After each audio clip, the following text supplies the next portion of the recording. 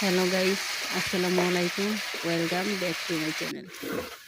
আজকে আপনাদের কাছে একটা ভিডিও নিয়ে আসলাম।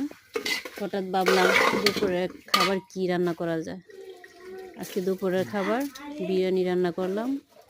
আমার ভিডিওটা যদি ভালো লাগে তাহলে লাইক, কমেন্ট এবং শেয়ার করে দিবেন এবং পুরো ভিডিওটা দেখার জন্য আমাদের পাশে থাকুন।